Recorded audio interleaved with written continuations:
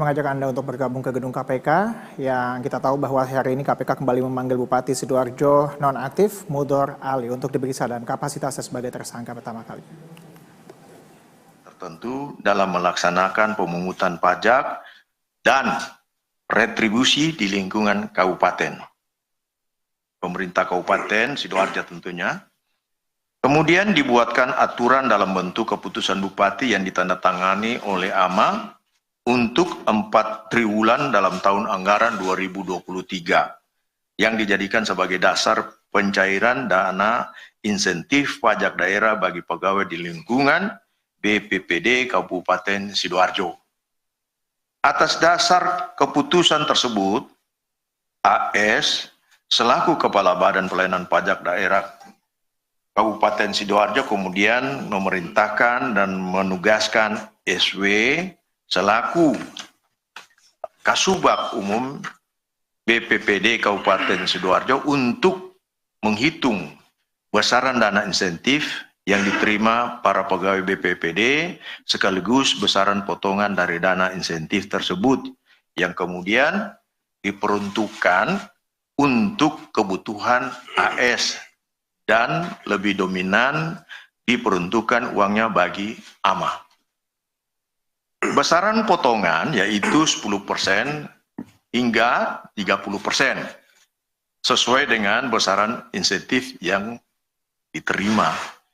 Agar terkesan tertutup, AS memerintahkan SW supaya teknis penyerahan uangnya dilakukan secara tunai yang dikoordinir oleh setiap bendahara yang telah ditunjuk yang berada di 3 bidang pajak, daerah, dan bagian sekretariat. AS aktif melakukan koordinasi dan komunikasi mengenai distribusi pemberian potongan dana insentif pada Bupati melalui perantaraan beberapa orang kepercayaan Bupati terkait proses penerimaan uang oleh AMA.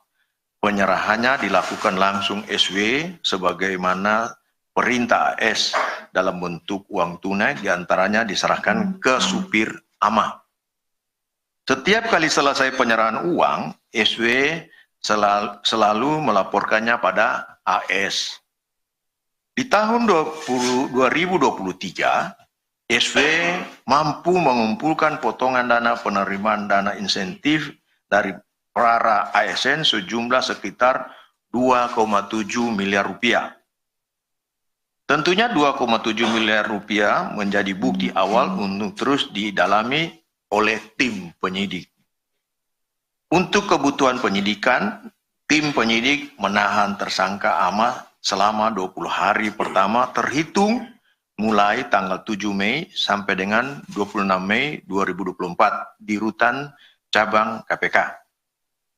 Tersangka AMA disangkakan melanggar pasal 12 huruf F Undang-Undang Nomor 3199 tentang pemberantasan tindak pidana korupsi sebagaimana telah diubah dengan Undang-Undang Nomor 20 Tahun 2001 tentang perubahan atas Undang-Undang 31 Tahun 1999 tentang pemberantasan tindak pidana korupsi Junto pasal 55 ayat 1 ke 1 KUH pidana.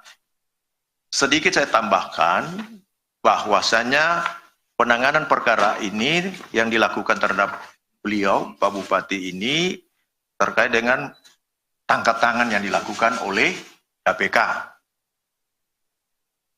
Jadi kalau yang dikatakan tangkap tangan, sejak semula tentunya sudah sebagai tersangka. Dan tersangkanya antara lain dalam pengembangannya adalah Bupati AS ini. Saya kira itu yang bisa saya sampaikan dan saya mungkin ada yang perlu dijelaskan lagi. Saya serahkan kembali kepada Pak Ali.